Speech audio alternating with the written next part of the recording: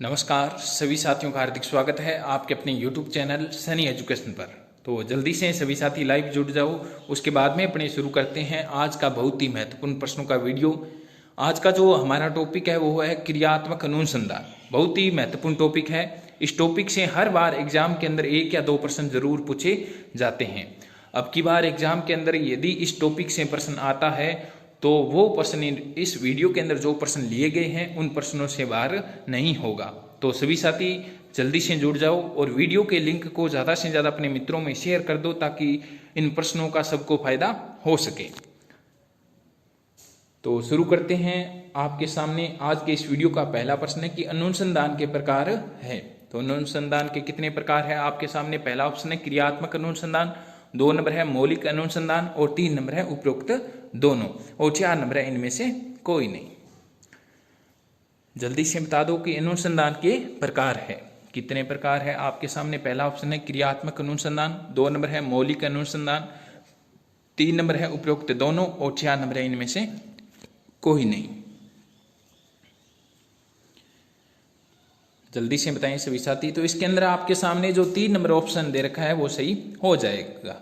तो अनुसंधान के कितने प्रकार होते हैं? 2 प्रकार होते हैं। तो ये भी ध्यान रखना कि अनुसंधान के कितने प्रकार होते हैं? 2 होते हैं। कौन से? क्रियात्मक और मौलिक अनुसंधान। तो 3 नंबर ऑप्शन सही हो जाएगा। उसके बाद में आपके सामने 2 नंबर प्रश्न है कि क्रियात्मक अनुसंधान शब्द का सर्वप्रथम प्रयोग किसने किया था? बहुत ही महत्वपूर्ण प्रश्न है कि क्रियात्मक अनुसंधान शब्द का सर्वप्रथम प्रयोग किसने किया था? आपके सामने पहला ऑप्शन है कोलियर, 2 नंबर है कुक, 3 नंबर है स्टीफन मोरे और 4 नंबर है भाटिया।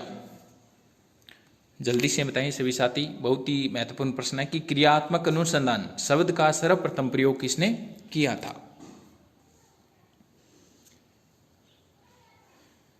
जल्दी से बता दो। उसके बाद में आगे बढ़ते हैं, अपने अगले प्रश्न पे चलते हैं। तो इसके अंदर आपके सामने 1 नंबर ऑप्शन सही हो जाएगा। तो क्रियात्मक अनुसंधान शब्द का सर्वप्रथम प्रयोग कोलियर ने द्वितीय विश्व युद्ध के दौरान किया था। तो 1 नंबर ऑप्शन सही हो जाएगा। उसके बाद में आपके सामने 3 नंबर प्रश्न है कि क्रियात्मक अनुसंधान का सर्वप्रथम सूत्रपात किस देश में हुआ? बहुत ही अच्छा प्रश्न है कि क्रियात्मक अनुसंधान का सर्वप्रथम सूत्रपात किस देश में हुआ? आपके सामने पहला ऑप्शन है भारत में, 2 नंबर है इंग्लैंड में, 3 नंबर है इटली में और 4 नंबर है अमेरिका में। जल्दी से बता दो सभी साथी इसका आंसर क्या होगा? क्रियात्मक अनुसंधान का सर्वप्रथम सूत्रपात किस देश में हुआ? तो इसके अंदर आपके सामने 4 नंबर ऑप्शन सही हो जाएगा। तो क्रियात्मक अनुसंधान का सर्वप्रथम सूत्रपात अमेरिका के अंदर हुआ था। तो उसके बाद में आपके सामने 4 नंबर प्रश्न है कि क्रियात्मक अनुसंधान में अनुसंधानकर्ता होता है। आपके सामने पहला ऑप्शन है अध्यापक, 2 नंबर है शिक्षार्थी, 3 नंबर है संपूर्ण स्कूल स्टाफ और 4 नंबर है उपरोक्त सभी। जल्दी से बता दो कि क्रियात्मक अनुसंधान में अनुसंधानकर्ता या निरीक्षणकर्ता होता है। कौन करता है या कौन होता है? अध्यापक होता है, शिक्षार्थी होता है या संपूर्ण स्कूल स्टाफ होता है या उपरोक्त सभी होते हैं? जल्दी से बता दो सभी साथी इसका आंसर क्या होगा? तो इसके अंदर आपके सामने 1 नंबर ऑप्शन सही हो जाएगा। क्रियात्मक अनुसंधान में अनुसंधानकर्ता कौन होता है? अध्यापक होता है। 1 नंबर ऑप्शन सही हो जाएगा। उसके बाद में आपके सामने 5 नंबर प्रश्न है कि मौलिक अनुसंधान में अनुसंधानकर्ता होता है। बहुत ही अच्छा प्रश्न है कि मौलिक अनुसंधान में अनुसंधानकर्ता होता है। आपके सामने पहला ऑप्शन है अध्यापक, 2 नंबर है शिक्षार्थी, 3 नंबर है संपूर्ण स्कूल स्टाफ और 4 नंबर है उपरोक्त सभी। तो इसके अंदर आपके सामने 2 नंबर ऑप्शन सही हो जाएगा। तो मौलिक अनुसंधान में अनुसंधानकर्ता कौन होता है? शिक्षार्थी होता है। तो 2 नंबर ऑप्शन सही हो जाएगा। उसके बाद में आपके सामने 6 नंबर प्रश्न है कि क्रियात्मक अनुसंधान की अवधि होती है कितनी होती है? आपके सामने पहला ऑप्शन है 7 से 15 दिन, 2 नंबर ऑप्शन है 15 से 20 दिन, 3 नंबर ऑप्शन है 30 दिन और 4 नंबर है 90 दिन। जल्दी से बता दो कि क्रियात्मक अनुसंधान की अवधि होती है कितनी होती है अवधि? जल्दी से बता दो सभी साथी इसका आंसर क्या होगा? सभी साथी वीडियो को अंत तक जरूर देखें और सभी साथी लाइव टेस्ट के अंदर रोजाना भाग लें।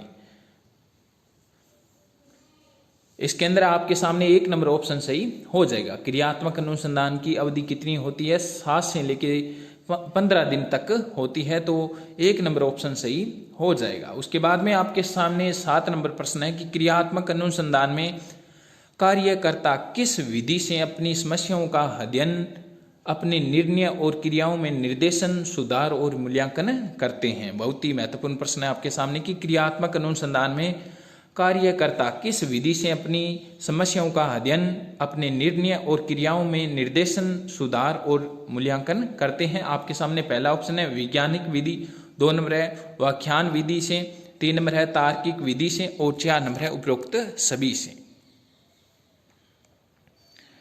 जल्दी से बता दो सभी साथी इसका आंसर क्या होगा। तो इसके अंदर आपके सामने 1 नंबर ऑप्शन सही हो जाएगा। तो जो कार्यकर्ता होता है अपनी समस्याओं का समाधान किस विधि से करता है, वैज्ञानिक विधि से करता है, तो 1 नंबर ऑप्शन सही हो जाएगा। उसके बाद में आपके सामने बहुत ही महत्वपूर्ण प्रश्न है कि शिक्षा में क्रियात्मक अनुसंधान कार्यकर्ताओं द्वारा किया जाने वाला अनुसंधान है ताकि वे अपने कार्यों में सुधार कर सके, यह कथन है या यह परिभाषा किसकी है। आपके सामने पहला ऑप्शन है स्टीफन कोरे, 2 नंबर है गुड, 3 नंबर है मोले और 4 नंबर है मैकग्राथ। जल्दी से बता दो, बहुत ही महत्वपूर्ण परिभाषा है, हर बार एग्जाम के अंदर ये परिभाषा जरूर पूछी जाती है कि शिक्षा में क्रियात्मक अनुसंधान कार्यकर्ताओं द्वारा किया जाने वाला वह अनुसंधान है जिसमें वे अपने कार्यों के अंदर क्या करते हैं, सुधार करते हैं। यह कथन किसका है या यह परिभाषा किसने दी थी, तो इसके अंदर 1 नंबर ऑप्शन सही हो जाएगा। तो यह परिभाषा किसने दी थी, स्टीफन कोरे ने दी थी, 1 नंबर ऑप्शन सही हो जाएगा। उसके बाद में 9 नंबर प्रश्न है आपके सामने कि शिक्षा में क्रियात्मक अनुसंधान से अभिप्राय है कि तात्कालिक समस्या के हल के लिए समस्या के समाधान से है, यह किसने कहा है। आपके सामने पहला ऑप्शन है स्टीफन कोरे, 2 नंबर है गुड, 3 नंबर है मोले और 4 नंबर है मैकग्राथ। जल्दी से बता दो।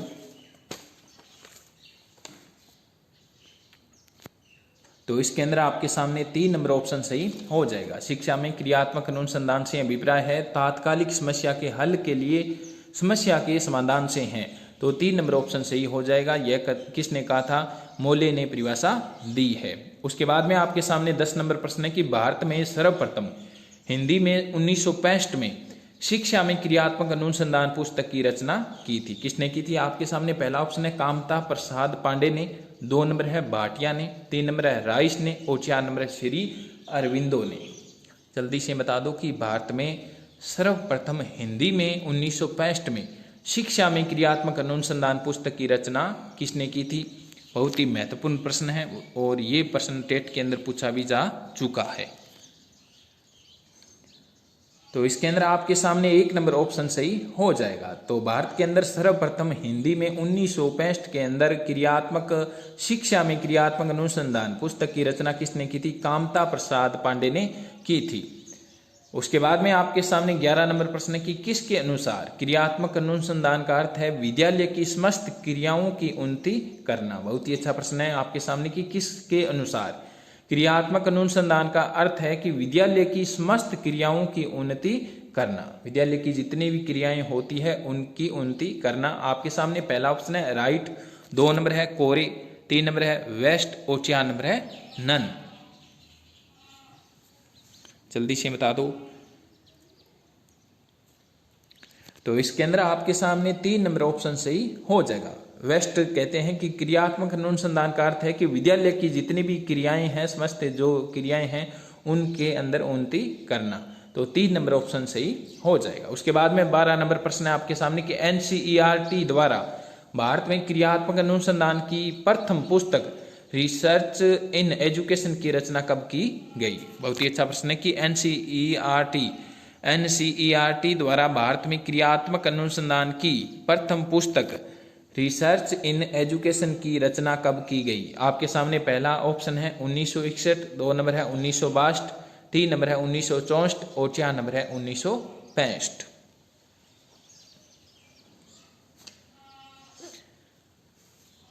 तो इसके अंदर आपके सामने 2 नंबर ऑप्शन सही हो जाएगा। तो 1962 के अंदर रिसर्च इन एजुकेशन पुस्तक की रचना की गई थी। 2 नंबर ऑप्शन सही हो जाएगा। उसके बाद में आपके सामने 13 नंबर प्रश्न की रिसर्च फॉर टीचर्स पुस्तक के लेखक है। आपके सामने पहला ऑप्शन है स्टीफन एम कोरे, 2 नंबर है वकी गम, 3 नंबर है प्लेविन और 4 नंबर है गुड। जल्दी से बताएं कि रिसर्च फॉर टीचर्स पुस्तक के लेखक कौन है। आपके सामने 4 ऑप्शन है, उनमें से आपको बताना है। जल्दी से बता दो सभी साथी कि इसका आंसर क्या होगा। तो इसके अंदर आपके सामने 2 नंबर ऑप्शन सही हो जाएगा। यह पुस्तक किसकी है? रिसर्च फॉर टीचर्स, यह बकी गम की पुस्तक है, तो 2 नंबर ऑप्शन सही हो जाएगा। उसके बाद में आपके सामने 14 नंबर प्रश्न है कि एंडरसन के अनुसार क्रियात्मक अनुसंधान के कितने सोपान है। बहुत ही अच्छा प्रश्न है कि एंडरसन के अनुसार क्रियात्मक अनुसंधान के कितने सोपान है। आपके सामने पहला ऑप्शन है 4, 2 नंबर ऑप्शन है 7, 3 नंबर ऑप्शन है 5 और 4 नंबर ऑप्शन है 6। जल्दी से बता दो कि एंडरसन के अनुसार क्रियात्मक अनुसंधान के कितने सोपान है। जल्दी से बता दो सभी साथी इसका आंसर क्या होगा। तो इसके अंदर आपके सामने जो 2 नंबर ऑप्शन दे रखा है वो सही हो जाएगा। एंडरसन के अनुसार क्रियात्मक अनुसंधान के 7 सोपान होते हैं। बहुत ही महत्वपूर्ण प्रश्न था और वैसे प्रश्न बहुत बार पूछा भी गया है कि क्रियात्मक अनुसंधान के कितने सोपान होते हैं, तो उनके अंदर 6 सोपान माने गए हैं। लेकिन एंडरसन का जब नाम आ जाए तो उसके अंदर 7 सोपान वाला उत्तर सही होगा। उसके बाद में आपके सामने 15 नंबर प्रश्न है कि क्रियात्मक अनुसंधान का संपादन करता है। बहुत ही अच्छा प्रश्न है आपके सामने कि क्रियात्मक अनुसंधान का संपादन करता है। आपके सामने पहला ऑप्शन है शोधकर्ता, 2 नंबर है हिंदी शिक्षक, 3 नंबर है ए और व दोनों और 4 नंबर है इनमें से कोई नहीं। जल्दी से बताएं कि क्रियात्मक अनुसंधान का संपादन करता है कौन करता है। शोधकर्ता करता है, हिंदी शिक्षक करता है, या दोनों करते हैं, या इनमें से कोई नहीं करता। तो इसके अंदर आपके सामने 2 नंबर ऑप्शन सही हो जाएगा। क्रियात्मक अनुसंधान का संपादन कौन करता है? हिंदी शिक्षक करता है, 2 नंबर ऑप्शन सही हो जाएगा। उसके बाद में आपके सामने 16 नंबर प्रश्न है कि क्रियात्मक अनुसंधान के निष्कर्षों का रूप होता है। तो क्रियात्मक अनुसंधान के निष्कर्षों का स्वरूप क्या होता है। आपके सामने पहला ऑप्शन है समानीकरण, 2 नंबर है सिद्धांत का प्रतिपादन, 3 नंबर है व्यवहारिक रूप और 4 नंबर है उपयुक्त सभी।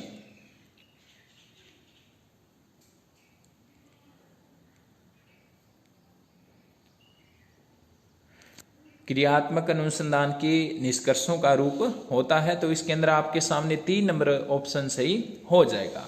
तो कैसा रूप होता है? व्यवहारिक रूप होता है, तो 3 नंबर ऑप्शन सही हो जाएगा। उसके बाद में आपके सामने 17 नंबर प्रश्न है कि क्रियात्मक अनुसंधान किस मनोविज्ञान की उपज है। बहुत ही महत्वपूर्ण प्रश्न है आपके सामने कि क्रियात्मक अनुसंधान किस मनोविज्ञान की उपज है। आपके सामने पहला ऑप्शन है मानव मनोविज्ञान, 2 नंबर है सामाजिक मनोविज्ञान, 3 नंबर है असामान्य मनोविज्ञान और 4 नंबर है इनमें से कोई नहीं। जल्दी से बता दो सभी साथी, बहुत ही महत्वपूर्ण प्रश्न है आपके सामने कि क्रियात्मक अनुसंधान किस मनोविज्ञान की उपज है। तो इसके अंदर आपके सामने 2 नंबर ऑप्शन सही हो जाएगा। तो क्रियात्मक अनुसंधान सामाजिक मनोविज्ञान की देन है या उपज है। उसके बाद में आपके सामने 18 नंबर प्रश्न है कि क्रियात्मक अनुसंधान का मुख्य उद्देश्य है। आपके सामने प्रश्न है कि क्रियात्मक अनुसंधान का मुख्य उद्देश्य है। आपके सामने पहला ऑप्शन है सैद्धांतिक, 2 नंबर है व्यवहारिक और 3 नंबर है तथ्यात्मक और 4 नंबर है उपरोक्त सभी।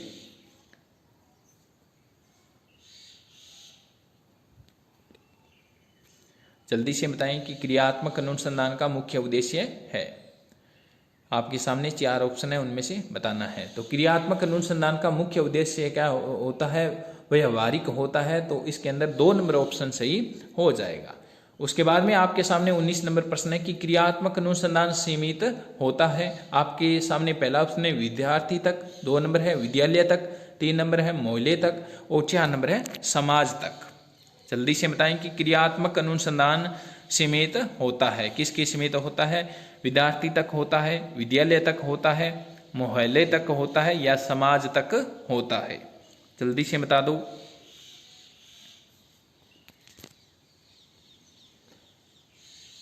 तो इसके अंदर आपके सामने 2 नंबर ऑप्शन सही हो जाएगा। क्रियात्मक अनुसंधान सीमित होता है, विद्यालय तक होता है, 2 नंबर ऑप्शन सही हो जाएगा। उसके बाद में आपके सामने 20 नंबर प्रश्न है कि क्रियात्मक अनुसंधान का मूल उद्देश्य है। आपके सामने पहला ऑप्शन है समस्या का समाधान, 2 नंबर है नवीन शोध करना, 3 नंबर है उपाधि धारण प्राप्त करना और 4 नंबर है पुरस्कार प्राप्त करना। जल्दी से बताएं कि क्रियात्मक अनुसंधान का मूल या मुख्य उद्देश्य क्या है। आपके सामने पहला ऑप्शन है समस्या का समाधान, 2 नंबर है नवीन शोध करना, 3 नंबर है उपाधि प्राप्त करना और 4 नंबर है पुरस्कार प्राप्त करना। तो इसके अंदर आपके सामने 1 नंबर ऑप्शन सही हो जाएगा। क्रियात्मक अनुसंधान का मूल उद्देश्य क्या होता है? समस्या का समाधान करना। उसके बाद में आपके सामने 21 नंबर प्रश्न है कि क्रियात्मक अनुसंधान का मुख्य कार्य है। आपके सामने पहला ऑप्शन है नए तथ्यों की खोज करना, 2 नंबर है स्थानीय समस्याओं का समाधान करना, 3 नंबर है ज्ञान देना और 4 नंबर है नई व आधारभूत समस्याओं का समाधान करना। जल्दी से बता दो। क्रियात्मक अनुसंधान का मुख्य कार्य है, ये प्रश्न टेट के अंदर पूछा जा चुका है। जल्दी से बताएं सभी साथी इसका आंसर क्या होगा। तो इसके अंदर आपके सामने 2 नंबर ऑप्शन सही हो जाएगा। क्रियात्मक अनुसंधान का मुख्य कार्य क्या है? स्थानीय समस्याओं का समाधान करना। उसके बाद में आपके सामने 22 नंबर प्रश्न है कि क्रियात्मक अनुसंधान मुख्य उपयोगी है, किसमें उपयोगी है? आपके सामने पहला ऑप्शन है अध्यापकों व प्रधानाध्यापकों में वैज्ञानिक दृष्टिकोण के विकास में, 2 नंबर है विद्यालय क्रिया विधि में सुधार के लिए, 3 नंबर है छात्रों की अध्ययन संबंधी समस्याओं को हल करने में और 4 नंबर है उपयुक्त सभी में। जल्दी से बताएं कि क्रियात्मक अनुसंधान उपयोगी है। आपके सामने पहला ऑप्शन है अध्यापक व प्रधानाध्यापकों में वैज्ञानिक दृष्टिकोण के विकास में, 2 नंबर है विद्यालय क्रिया विधि में सुधार के लिए, 3 नंबर है छात्रों की अध्ययन संबंधी समस्याओं को हल करने में और 4 नंबर है उपयुक्त सभी में। तो इसके अंदर आपके सामने 4 नंबर ऑप्शन सही हो जाएगा। उसके बाद में आपके सामने 23 नंबर प्रश्न है कि अनुसंधान में चिंतन प्रक्रिया है। बहुत ही अच्छा प्रश्न है कि अनुसंधान में चिंतन प्रक्रिया है। आपके सामने पहला ऑप्शन है प्रावर्तित चिंतन, 2 नंबर है वैज्ञानिक चिंतन, 3 नंबर है विकेंद्रीय चिंतन और 4 नंबर है उपरोक्त सभी। जल्दी से बताइए सभी साथी। अनुसंधान में चिंतन प्रक्रिया है। आपके सामने पहला ऑप्शन है प्रावर्तित चिंतन, 2 नंबर है वैज्ञानिक चिंतन, 3 नंबर है विकेंद्रीय चिंतन और 4 नंबर है उपरोक्त सभी। तो इसके अंदर आपके सामने 4 नंबर ऑप्शन सही हो जाएगा। तो चिंतन प्रक्रिया कौन सी होती है? प्रावर्तित चिंतन की प्रक्रिया होती है अनुसंधान में, वैज्ञानिक चिंतन की प्रक्रिया होती है और विकेंद्रीय चिंतन की प्रक्रिया होती है। तो 4 नंबर ऑप्शन सही हो जाएगा। और आपके सामने एक प्रश्न ये भी बन सकता है, बहुत ही महत्वपूर्ण प्रश्न है जो इस वीडियो के अंदर नहीं लिया गया है कि क्रियात्मक अनुसंधान में किस चिंतन का बहुत ही अधिक उपयोग होता है। तो उसके अंदर तार्किक चिंतन का सबसे अधिक उपयोग होता है समस्या का समाधान करने में। तो ये भी आप ध्यान में रखना। उसके बाद में 24 नंबर प्रश्न है आपके सामने कि क्रियात्मक अनुसंधान किया जाता है। आपके सामने पहला ऑप्शन है शिक्षण कार्य करते समय, 2 नंबर है शिक्षण पूर्व, 3 नंबर है शिक्षण उपरांत और 4 नंबर है किसी भी समय। जल्दी से बताएं आपके सामने 24 नंबर प्रश्न है कि क्रियात्मक अनुसंधान किया जाता है। आपके सामने पहला ऑप्शन है शिक्षण कार्य करते समय किया जाता है, शिक्षण पूर्व के समय किया जाता है, या शिक्षण उपरांत किया जाता है, या किसी भी समय पर किया जाता है। तो इसके अंदर आपके सामने 1 नंबर ऑप्शन सही हो जाएगा। तो क्रियात्मक अनुसंधान किया जाता है, शिक्षण कार्य करते समय किया जाता है, तो 1 नंबर ऑप्शन सही हो जाएगा। उसके बाद में 25 नंबर प्रश्न है आपके सामने क्रियात्मक अनुसंधान मूल्यांकन है। बहुत ही अच्छा प्रश्न है आपके सामने कि क्रियात्मक अनुसंधान मूल्यांकन है। आपके सामने पहला ऑप्शन है बाह्य मूल्यांकन, 2 नंबर है आंतरिक मूल्यांकन और 3 नंबर है ए और व दोनों और 4 नंबर है उपरोक्त में से कोई नहीं। जल्दी से बता दो सभी साथी कि क्रियात्मक अनुसंधान मूल्यांकन है। आपके सामने 4 ऑप्शन है, उनमें से आपको बताना है।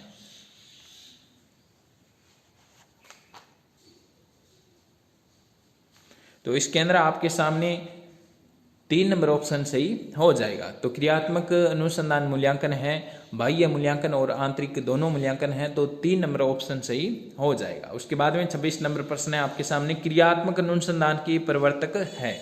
बहुत ही अच्छा प्रश्न है आपके सामने कि क्रियात्मक अनुसंधान के प्रवर्तक है कौन है आपके सामने। पहला ऑप्शन है जॉन डब्ल्यू वेस्ट, 3 नंबर है स्टीफन एम कोरे, 4 नंबर है कूर्ट लेविन और 4 नंबर है 3 नंबर है कूर्ट लेविन और 4 नंबर है कोई नहीं। जल्दी से बताएं, आपके सामने बहुत ही महत्वपूर्ण प्रश्न है कि क्रियात्मक अनुसंधान के प्रवर्तक है। आपके सामने पहला ऑप्शन है John W West, 2 number option है Stephen M Corey, 3 number option है कूर्ट लेविन और 4 नंबर है कोई नहीं। तो इसके अंदर आपके सामने 2 नंबर ऑप्शन सही हो जाएगा। क्रियात्मक अनुसंधान के प्रवर्तक कौन है? स्टीफन एम कोरे है। उसके बाद में आपके सामने 27 नंबर प्रश्न है कि क्रियात्मक अनुसंधान किस मनोविज्ञान की उपज है। बहुत ही अच्छा प्रश्न है आपके सामने कि क्रियात्मक अनुसंधान किस मनोविज्ञान की उपज है। आपके सामने पहला ऑप्शन है सामाजिक मनोविज्ञान, 2 नंबर है मानव मनोविज्ञान, 3 नंबर है असामान्य मनोविज्ञान और 4 नंबर है इनमें से कोई नहीं। तो इसके अंदर आपके सामने 1 नंबर ऑप्शन सही हो जाएगा। ये प्रश्न फिर से आ चुका है, तो इसके अंदर 1 नंबर ऑप्शन सही हो जाएगा। उसके बाद में आपके सामने 28 नंबर प्रश्न है कि शिक्षा के क्षेत्र में क्रियात्मक अनुसंधान को व्यवहारिक बनाने का श्रेय किसे जाता है। बहुत ही अच्छा प्रश्न है कि शिक्षा के क्षेत्र में क्रियात्मक अनुसंधान को व्यवहारिक बनाने का श्रेय किसे जाता है। आपके सामने पहला ऑप्शन है डाल्टन को, 2 नंबर है प्रोवेल को, 3 नंबर है जॉन डीवी को और 4 नंबर है स्टीफन कोरे का। जल्दी से बता दो, शिक्षा के क्षेत्र में क्रियात्मक अनुसंधान को व्यवहारिक बनाने का श्रेय किसे दिया जाता है। आपके सामने 4 ऑप्शन हैं, उनमें से आपको बताना है। जल्दी से बता दो। तो इसके अंदर आपके सामने जो 4 नंबर ऑप्शन दे रखा है वो सही हो जाएगा। तो शिक्षा के अंदर क्रियात्मक अनुसंधान को व्यवहारिक बनाने का श्रेय स्टीफन कोरे को दिया जाता है। उसके बाद में 29 नंबर प्रश्न है आपके सामने, क्रियात्मक अनुसंधान किया जाता है किसके द्वारा किया जाता है। आपके सामने पहला ऑप्शन है शोधकर्ताओं द्वारा, 2 नंबर है अध्यापक द्वारा, 3 नंबर है वैज्ञानिकों द्वारा, 4 नंबर है समाज द्वारा। जल्दी से बताइए सभी साथी, बहुत ही महत्वपूर्ण प्रश्न है आपके सामने।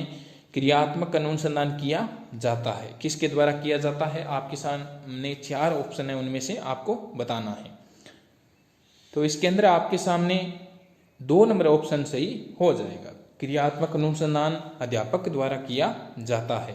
उसके बाद में आपके सामने 30 नंबर प्रश्न है कि नवीन ज्ञान की प्राप्ति के लिए व्यवस्थित प्रयास ही क्रियात्मक अनुसंधान है। बहुत ही अच्छा प्रश्न है आपके सामने कि नवीन ज्ञान की प्राप्ति के लिए व्यवस्थित प्रयास ही क्रियात्मक अनुसंधान है। आपके सामने पहला ऑप्शन है रेडमैन एम मोरी, 2 नंबर है कुक, 3 नंबर है स्टीफन मोरे और 4 नंबर है भाटिया। आपको बताना है ऊपर की परिभाषा या कथन किसका है कि नवीन ज्ञान की प्राप्ति के लिए व्यवस्थित प्रयास ही क्रियात्मक अनुसंधान है। तो यह किसने कहा है, आपको जल्दी से बताना है। तो इसके अंदर आपके सामने 1 नंबर ऑप्शन सही हो जाएगा। यह कथन या यह परिभाषा किसने दी है, रेडमैन एम मोरी ने दी है। उसके बाद में आपके सामने 31 नंबर प्रश्न है कि अनुसंधान का कार्य है। बहुत ही अच्छा प्रश्न है आपके सामने कि अनुसंधान का कार्य है। आपके सामने पहला ऑप्शन है समस्या का समाधान करना, 2 नंबर है मौलिक प्रश्नों का उत्तर देना, 3 नंबर है उपयुक्त दोनों ही और 4 नंबर है इनमें से कोई नहीं। जल्दी से बता दो सभी साथी, इसका आंसर क्या होगा। अनुसंधान का कार्य है।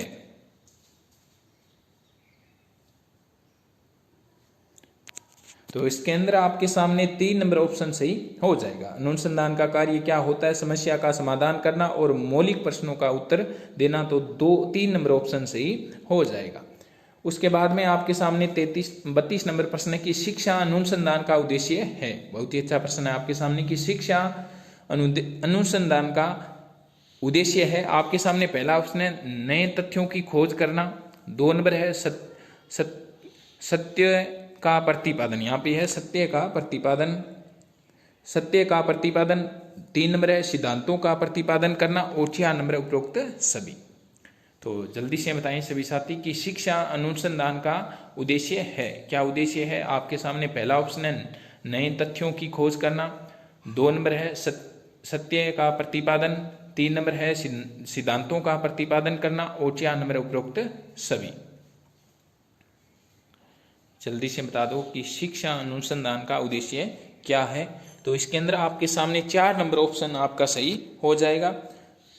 उसके बाद में आपके सामने 33 नंबर प्रश्न है कि क्रियात्मक अनुसंधान के आयाम है। आपके सामने पहला ऑप्शन है अनुप्रस्थ आयाम, 2 नंबर है अनुदैर्ध्य आयाम, 3 नंबर है उपरोक्त दोनों और 4 नंबर है इनमें से कोई नहीं।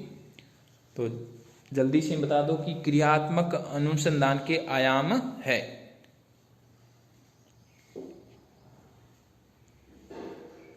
तो इसके अंदर आपके सामने 3 नंबर ऑप्शन सही हो जाएगा। तो क्रियात्मक अनुसंधान के आयाम कितने होते हैं पूछे जा सकते हैं। तो 2 आयाम होते हैं, अनुप्रस्थ और अनुदैर्ध्य। तो 3 नंबर ऑप्शन सही हो जाएगा। उसके बाद में आपके सामने 34 नंबर प्रश्न है कि क्रियात्मक अनुसंधान का उपयोग होता है। आपके सामने पहला ऑप्शन है शिक्षण में परिवर्तन हेतु, 2 नंबर है शिक्षण में सुधार हेतु, 3 नंबर है विद्यालय एवं शिक्षण की समस्या समाधान हेतु और 4 नंबर है उपरोक्त सभी हेतु। जल्दी से बताएं सभी साथी इसका आंसर क्या होगा कि क्रियात्मक अनुसंधान का उपयोग होता है। किसमें होता है? आपके सामने पहला ऑप्शन है कि शिक्षण में परिवर्तन हेतु उपयोग होता है, शिक्षण में सुधार हेतु होता है, विद्यालय एवं शिक्षण की समस्या समाधान हेतु या उपरोक्त सभी के लिए। तो इसके अंदर आपके सामने 4 नंबर ऑप्शन सही हो जाएगा। उसके बाद में आपके सामने 35 नंबर प्रश्न है कि क्रियात्मक अनुसंधान कर्ता के लिए आवश्यक होता है। क्या आवश्यक होता है? आपके सामने पहला ऑप्शन है विषय का स्वामित्व होना, 2 नंबर ऑप्शन है आपके सामने समस्या का बोध होना, 3 नंबर है अपेक्षित शैक्षिक योग्यता होना और 4 नंबर है समस्या से संबंधित होना। जल्दी से बता दो कि क्रियात्मक अनुसंधानकर्ता के लिए आवश्यक होता है। क्या होता है? आपके सामने पहला ऑप्शन है विषय का स्वामित्व होना, 3 नंबर है समस्या का बोध होना, 2 नंबर है समस्या का बोध होना, 3 नंबर है अपेक्षित शैक्षिक योग्यता होना और 4 नंबर है समस्या से संबंधित होना। जल्दी से बता दो सभी साथी इसका आंसर क्या होगा। तो इसके अंदर आपके सामने 3 नंबर ऑप्शन सही हो जाएगा। क्रियात्मक अनुसंधानकर्ता के लिए आवश्यक होता है कि अपेक्षित शैक्षिक योग्यता होना आवश्यक है। उसके बाद में 36 नंबर प्रश्न है आपके सामने कि मौलिक अनुसंधान का मुख्य कार्य है। बहुत ही महत्वपूर्ण प्रश्न है आपके सामने कि मौलिक अनुसंधान का मुख्य कार्य है। आपके सामने पहला ऑप्शन है नए तथ्यों को स्थापित करना, 2 नंबर है नए, यहाँ पे नए है नए सिद्धांतों का प्रतिपादन करना और 3 नंबर है नए तथ्यों की खोज करना और 4 नंबर है उपरोक्त सभी। जल्दी से बता दो कि मौलिक अनुसंधान का मुख्य कार्य है। आपके सामने 4 ऑप्शन है, उनमें से आपको बताना है। जल्दी से बता दो सभी साथी इसका आंसर क्या होगा। तो इसके अंदर आपके सामने 4 नंबर ऑप्शन बिल्कुल सही हो जाएगा। मौलिक अनुसंधान का मुख्य कार्य क्या है?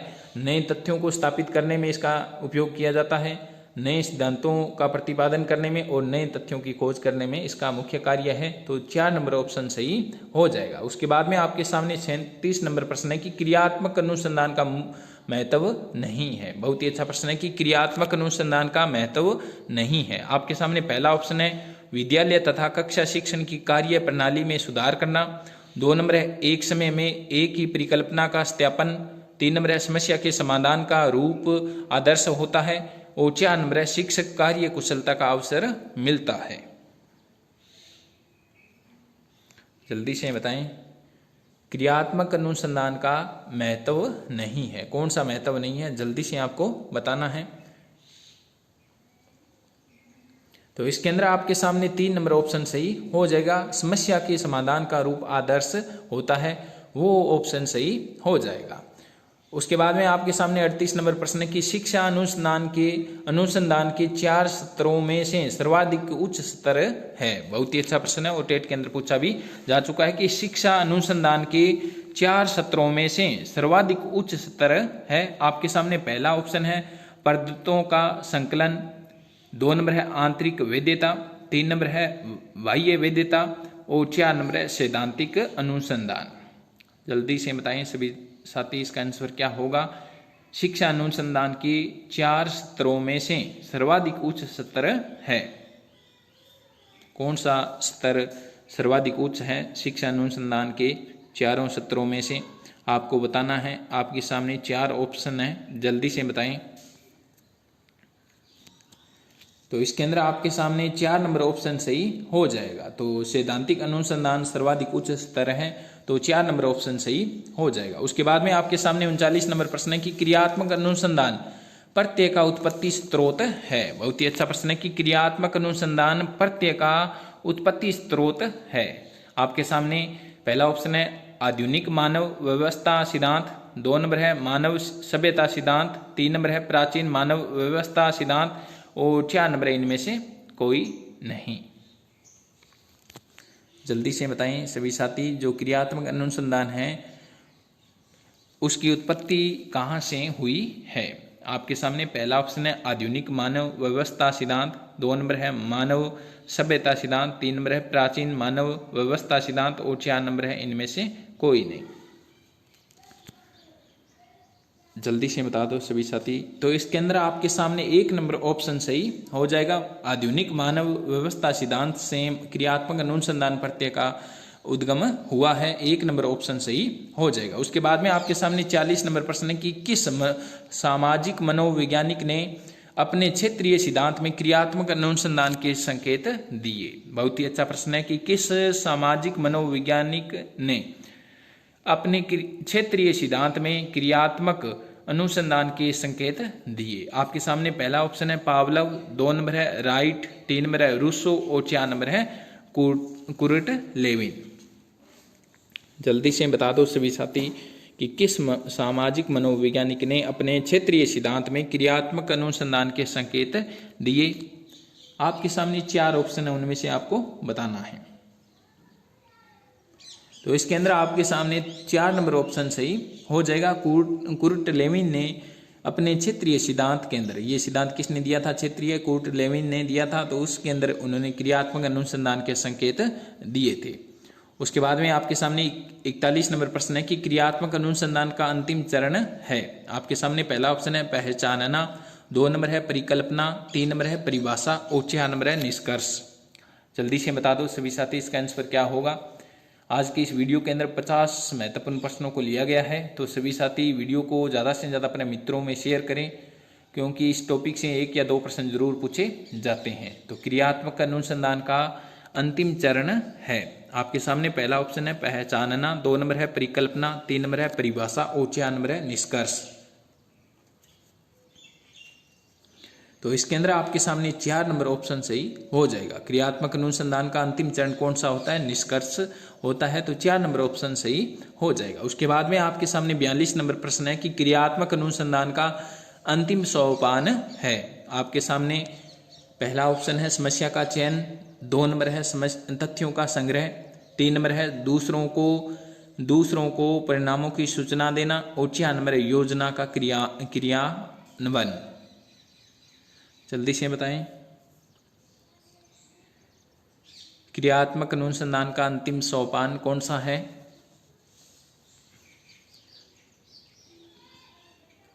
तो इसके अंदर आपके सामने 3 नंबर ऑप्शन सही हो जाएगा। दूसरों को परिणामों की सूचना देना क्रियात्मक अनुसंधान का अंतिम सोपान है।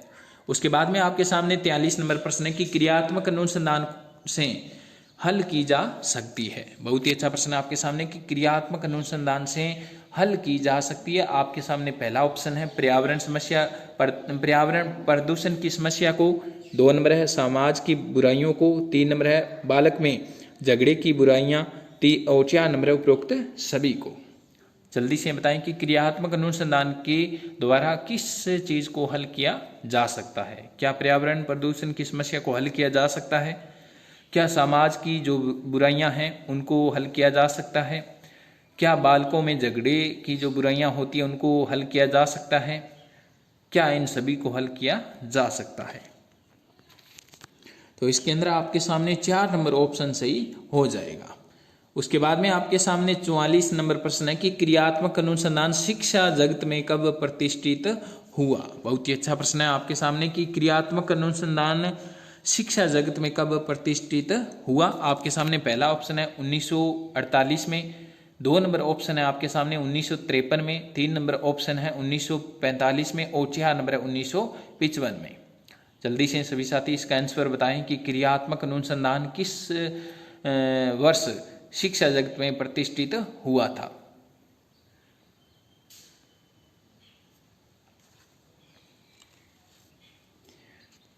तो इसके अंदर आपके सामने 2 नंबर ऑप्शन सही हो जाएगा। क्रियात्मक अनुसंधान शिक्षा जगत में 1953 में प्रतिष्ठित हुआ था। और ये भी ध्यान रखना कि 1926 के अंदर भी इसका विकास जो हुआ था वो शिक्षा जगत में हो गया था। तो ये भी आपसे पूछा जा सकता है कि क्रियात्मक अनुसंधान का शिक्षा जगत में विकास कब माना जाता है, तो 1926 से माना जाता है। ये भी आप याद में ध्यान में रखना। उसके बाद में आपके सामने 45 नंबर प्रश्न है कि क्रियात्मक अनुसंधान के लिए आवश्यक है, क्या आवश्यक है? प्रख्यात शिक्षक 2 नंबर है, पर्याप्त शिक्षक 3 नंबर है, परिकल्पना निर्माण और 4 नंबर है कक्षा कक्ष।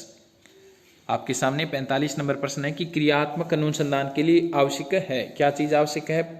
प्रख्यात शिक्षक 2 नंबर है, पर्याप्त शिक्षक 3 नंबर है, परिकल्पना निर्माण और 4 नंबर है कक्षा कक्ष। जल्दी से बता दो सभी साथी इसका आंसर क्या होगा। क्रियात्मक अनुसंधान के लिए क्या चीज आवश्यक है, तो इसके अंदर आपके सामने 3 नंबर ऑप्शन सही हो जाएगा। क्रियात्मक अनुसंधान के लिए परिकल्पना निर्माण आवश्यक है, तो 3 नंबर ऑप्शन सही हो जाएगा। उसके बाद में आपके सामने 46 नंबर प्रश्न है कि क्रियात्मक शोध या अनुसंधान में उपकरण प्रयुक्त होता है। बहुत ही अच्छा प्रश्न है आपके सामने कि क्रियात्मक शोध में उपकरण प्रयुक्त होते हैं। आपके सामने पहला ऑप्शन है अवलोकन, 2 नंबर है प्रश्नावली, 3 नंबर है साक्षात्कार और 4 नंबर है उपरोक्त सभी। जल्दी से बता दो सभी साथी इसका आंसर क्या होगा कि क्रियात्मक शोध में उपकरण प्रयुक्त होते हैं। कौन कौन से उपकरण? अवलोकन, प्रश्नावली, साक्षात्कार या ये सभी। तो इसके अंदर आपके सामने 4 नंबर ऑप्शन सही हो जाएगा। तो क्रियात्मक शोध में उपकरण प्रयुक्त होते हैं कौन कौन से? अवलोकन होते हैं, प्रश्नावली होती है और साक्षात्कार होते हैं। तो 4 नंबर ऑप्शन सही हो जाएगा। उसके बाद में आपके सामने 47 नंबर प्रश्न है कि क्रियात्मक अनुसंधान संबंधित है। आपसे 47 नंबर प्रश्न है आपके सामने कि क्रियात्मक अनुसंधान संबंधित है। आपके सामने पहला ऑप्शन है शिक्षक से, 2 नंबर है विद्यालय से, 3 नंबर है शिक्षार्थी से और 4 नंबर है उपरोक्त सभी से। जल्दी से बताएं सभी साथी इसका आंसर क्या होगा। बहुत ही महत्वपूर्ण प्रश्न है आपके सामने कि क्रियात्मक अनुसंधान संबंधित है किससे? शिक्षक से, विद्यालय से, शिक्षार्थी से और उपरोक्त सभी से। तो इसके अंदर आपके सामने 4 नंबर ऑप्शन सही हो जाएगा। तो क्रियात्मक अनुसंधान इन तीनों से संबंधित है, तो 4 नंबर ऑप्शन सही हो जाएगा। उसके बाद में आपके सामने 48 नंबर प्रश्न है कि क्रियात्मक अनुसंधान की रूपरेखा होती है। बहुत ही अच्छा प्रश्न है आपके सामने कि क्रियात्मक अनुसंधान की रूपरेखा होती है। आपके सामने पहला ऑप्शन है लचीली, 2 नंबर है नमनीय, 3 नंबर है कठोर और 4 नंबर है सरल।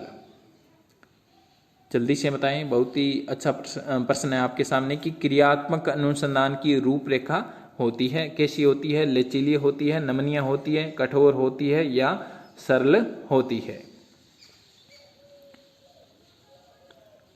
तो इसके अंदर आपके सामने 1 नंबर ऑप्शन सही हो जाएगा। क्रियात्मक अनुसंधान की रूपरेखा कैसी होती है? लचीली होती है, तो 1 नंबर ऑप्शन सही हो जाएगा। उसके बाद में आपके सामने 49 नंबर प्रश्न है कि हिंदी शिक्षण में क्रियात्मक अनुसंधान की समस्या है। बहुत ही अच्छा प्रश्न है कि आपके सामने कि हिंदी शिक्षण में क्रियात्मक अनुसंधान की समस्या है। आपके सामने पहला ऑप्शन है शुद्ध उच्चारण, 2 नंबर है शुद्ध लिखना, 3 नंबर है वाक्य संरचना और 4 नंबर है उपरोक्त सभी। जल्दी से बता दो सभी साथी इसका आंसर क्या होगा। हिंदी शिक्षण में क्रियात्मक अनुसंधान की समस्या है, तो इसके अंदर आपके सामने 4 नंबर ऑप्शन सही हो जाएगा। तो हिंदी शिक्षण में क्रियात्मक अनुसंधान की समस्या क्या है? शुद्ध उच्चारण, शुद्ध लिखना और वाक्य संरचना। तो 4 नंबर ऑप्शन सही हो जाएगा। उसके बाद में आपके सामने आज के इस वीडियो का लास्ट प्रश्न है कि क्रियात्मक अनुसंधान में शोध किया जाता है। बहुत ही अच्छा प्रश्न है आपके सामने कि क्रियात्मक अनुसंधान में शोध किया जाता है, किस पे किया जाता है? छात्रों द्वारा। 2 नंबर है वैज्ञानिकों द्वारा। 3 नंबर है विद्यालय से संबंधित कर्मचारियों द्वारा। और 4 नंबर है उपरोक्त सभी द्वारा। बहुत ही महत्वपूर्ण प्रश्न है आपके सामने कि क्रियात्मक अनुसंधान में शोध किया जाता है, किसके द्वारा शोध किया जाता है? जल्दी से बता दो। आपके सामने 4 ऑप्शन है, उनमें से बताना है। तो इसके अंदर आपके सामने 3 नंबर ऑप्शन सही हो जाएगा। विद्यालय से संबंधित कर्मचारियों द्वारा क्रियात्मक अनुसंधान में शोध किए जाते हैं, तो 3 नंबर ऑप्शन सही हो जाएगा। तो ये था आज के महत्वपूर्ण प्रश्नों का वीडियो कैसा लगा, प्रश्न आपको कैसे लगे आज के इस वीडियो के कमेंट बॉक्स में ज़रूर बताएं। और यदि आपको वीडियो पसंद आए तो वीडियो को लाइक करें, अपने मित्रों में शेयर करें। और यदि कोई साथी चैनल पर नया है तो चैनल को ज़रूर सब्सक्राइब करें, ताकि आगे भी आपको इस प्रकार की वीडियो मिलते रहें। और इसकी PDF आप टेलीग्राम चैनल से प्राप्त कर लेना। और लगभग आपकी साइको के जितने भी टॉपिक हैं उनके वीडियो कंप्लीट हो चुके हैं। जिन साथियों ने ये सभी वीडियो नहीं देखे तो एक बार ज़रूर देखें, क्योंकि इन सभी वीडियो में से ही प्रश्न आएंगे। तो सभी साथी इन वीडियो को ज़रूर देखें। और अब 1 या 2 वीडियो और आएंगे। एक वीडियो संपूर्ण साइको से संबंधित जितने भी साइको के अंदर आपका सिलेबस है उसके आधार पर आएगा, 1 लाइनर के रूप में, जो बहुत ही महत्वपूर्ण होगा आपके लिए। तो सभी साथी उस वीडियो को ज़रूर देखें, ताकि आपको एग्ज़ाम के अंदर बहुत ज़्यादा फायदा हो सके। तो जिन साथियों ने इस वीडियो को अंत तक देखा उनको धन्यवाद। शुभ रात्रि। मिलते हैं अगले वीडियो के साथ।